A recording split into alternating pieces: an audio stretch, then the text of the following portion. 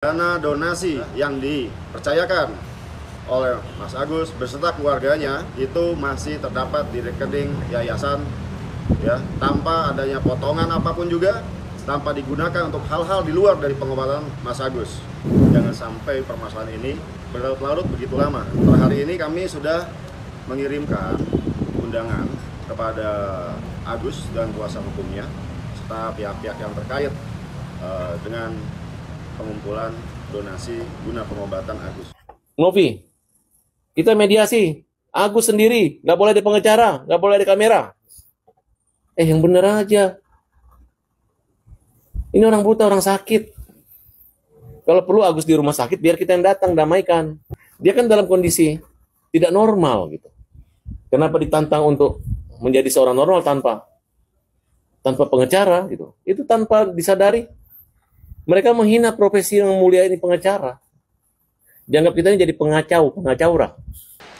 Sebelum ada donasi ya saya yang tanggung, karena kan memang si Agus jujur nggak ada duit ya walaupun ada istilahnya nggak seberapa gitu. Jadi untuk maaf, bukan saya lagi ini ya, untuk makannya Agus, untuk tempat tinggalnya Agus memang saya yang tampung. Sampai kedua orang tuanya dijemput dari Aceh, datang ke Aceh, sampai saat ini pun masih ada orang tuanya gitu. Tinggal di sini. Ikhlas ridho dunia akhirat. Karena saya berpikirnya gini, saya hanya berbuat baik kepada orang yang benar-benar lagi butuh pertolongan. Pengacara-pengacara yang lainnya itu jangan baper ya, jangan baper, jangan ada lagi pengacara ring 1, ring 2, ring 3, tahu diri juga. Kalian itu kan bukan dicari sama Novi, kalian itu kan cuma menyodorkan diri ngejelekin kita. Setelah ngejelekin kita, kalian dianggap orang yang mempro gitu. Dan kalau kalian nggak dipakai, jangan bareng yang lagi ngejelekin Novi, yang lagi ngejelekin yayasan. Jangan, kalaupun kalian mau bertobat baik ke Mas saya nggak mau lagi. Pengacara-pengacara yang nyerang saya kemarin, yang mau cari, yang dulu ada beberapa orang tim saya, timnya yang nyerang, kita nggak mau pakai lagi kalian jauh-jauh aja sana. Saya ada chat pribadi pun tentang mutasi ya, karena kan saya sempat minta, itu kan ditutup-tutupi semuanya. Jadi pada saat berjalan donasi sudah besar, sudah banyak, saya nggak ada dikasih akses, diberikan info berapa gitu. Itu artinya maksudnya adalah donasi dari para donatur itu masuknya ke rekeningnya langsung ke pribadi Agus. Ya, karena pada saat Bang Denny Sumargo awalnya kan bilang ke rekening yayasan, tapi ternyata pada saat tayang itu ke rekening Mas Agus, saya juga kaget. Oh, itu kenapa bisa berubah gitu? Kok bisa berubah ya? Katanya Bang Denny kan ada di YouTube-nya bahwa dia yang meminta, Mas Agusnya yang meminta secara langsung. Jangan ke rekening yayasan. Gitu. Jadi Mas Agus yang meminta, yang harusnya donasinya diminta ke yayasan supaya lebih transparan. Betul. Saat itu dia meminta untuk secara langsung pribadi. transfer ke rekening pribadi. Merasa sakit hati lah. Istilahnya kita udah dibantu dengan Mbak Novi awalnya, tapi kenapa dijatuhkan juga gitu. Saudara Novi, tolonglah kalau emang benar yayasan Anda benar, tolong diaudit secara transparan dan berikan fakta-fakta itu kepada kami. Katanya juga Novi mau bantu, silakan aja bantu Novi.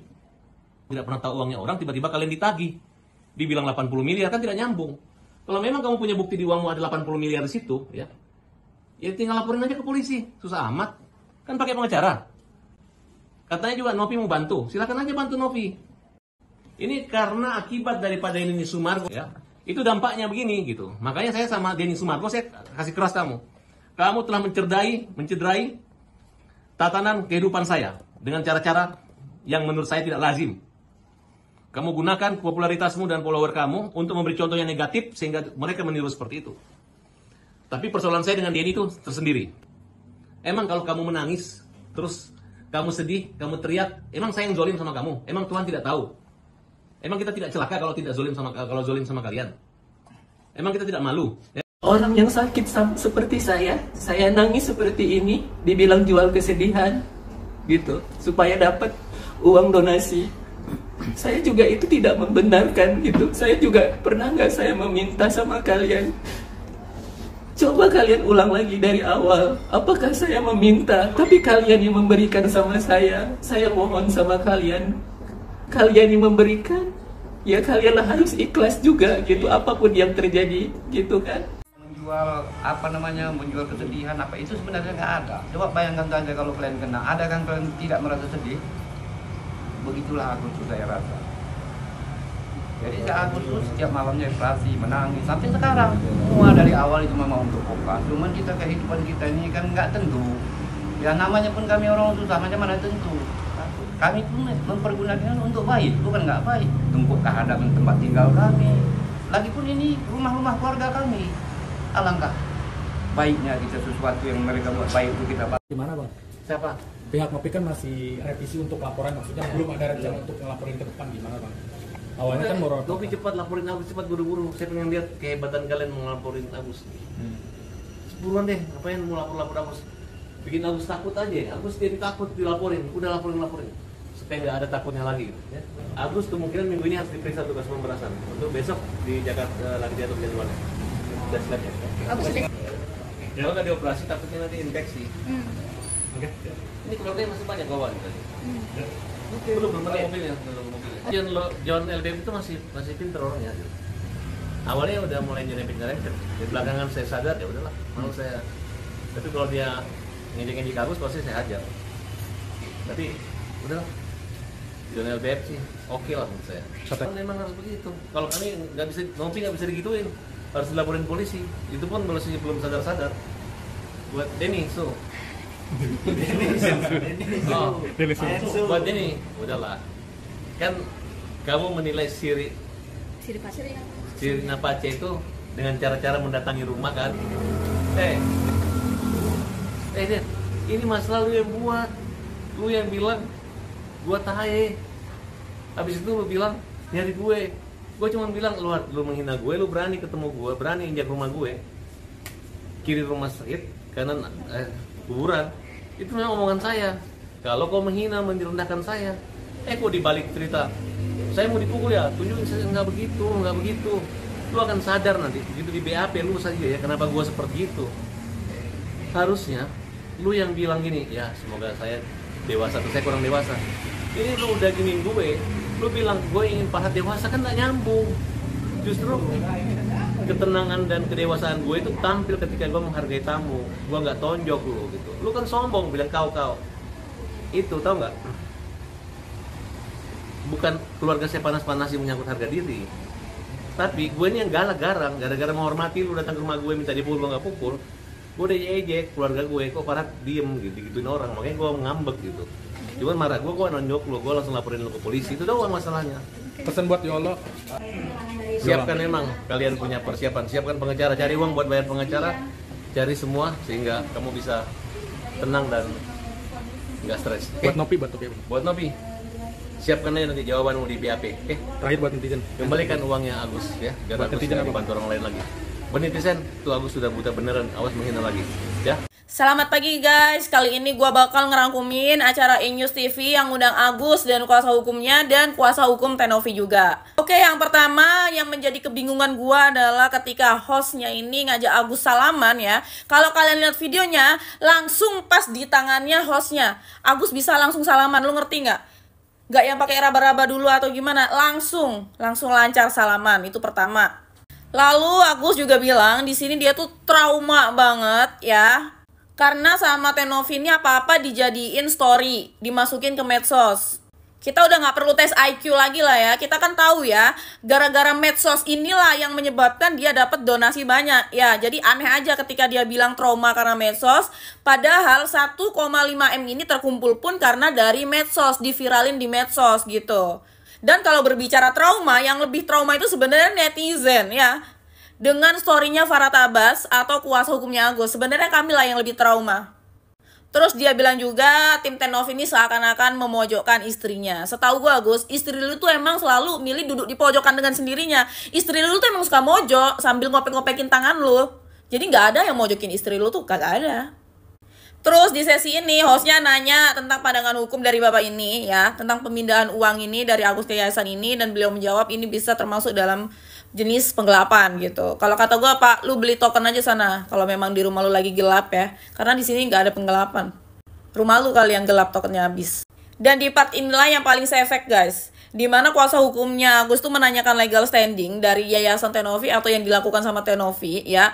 Itu kan kalau nggak ada legal standing dianggap ilegal gitu kan.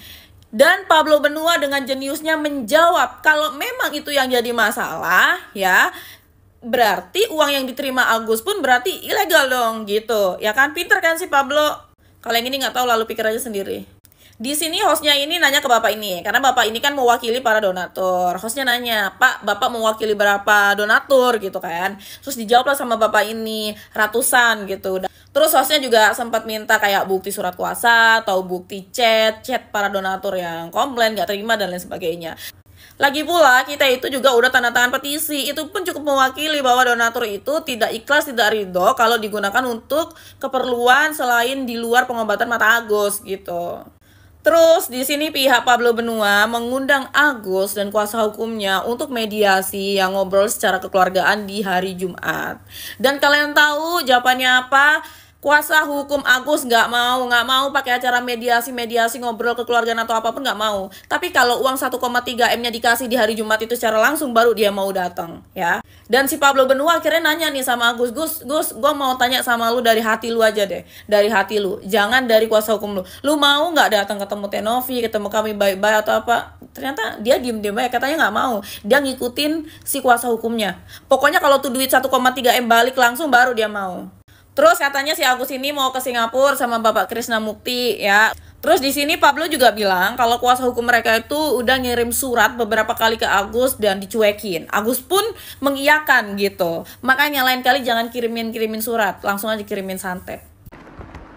Agus Salim, korban penyiraman air keras oleh karyawannya, masih terus berjalan untuk pengobatan. Kendati demikian, Agus menyebutkan kondisi penglihatan matanya masih seperti sebelumnya. Ya, masih biasa-biasa saja. Belum ada perubahan. Belum operasi soalnya, kata Agus di daerah Menteng. Agus menyebut kondisi mata kirinya sudah tertutup sedangkan mata kanan masih bisa melihat cahaya. Yang sebelah kiri sudah ketutup. Kalau yang sebelah kanan masih bisa lihat cahaya. Masih bisa lihat warna-warna. Tapi sekarang sudah buram lagi kayak biasa lagi, tutur Agus. Agus mengatakan potensi untuknya kembali melihat sangatlah kecil. Kalau untuk potensi melihat katanya sih kemarin tuh udah nggak ada. Karena saraf-sarafnya banyak yang lemah. Jadi kata dokter, meski demikian Agus memiliki keinginan kuat agar matanya segera mendapatkan tindakan operasi agar bisa kembali bekerja. Hal itu disampaikan Farhad Abbas selaku kuasa hukum Agus. Agus sudah nggak tahan. Pengen segera dioperasi, ingin bekerja kembali meskipun buta. Agus ingin bekerja kembali, tanya Farhad. Pasti, jawab Agus. Diketahui, Agus Salim merupakan korban penyiraman air keras yang mendapatkan donasi 1,5 miliar. Namun, uang donasi Agus sempat terpakai oleh keluarganya untuk membayar hutang. Mendengar hal itu, Novi YouTuber mengumpulkan donasi Agus Salim langsung meminta transparansi aliran dana tersebut. Gara-gara hal itu, uang donasi yang awalnya berada di rekening Agus dipindahkan ke rekening Yayasan Rumah Peduli Manusia. Lantas saja membuat warganet heboh. Kelanjutannya, Agus ingin berujuk berdamai pada hari ini untuk membahas semua permasalahan-permasalahan yang terlalu jauh. Bagaimana menurut Anda? Semoga mendapat jalan tengah yang baik.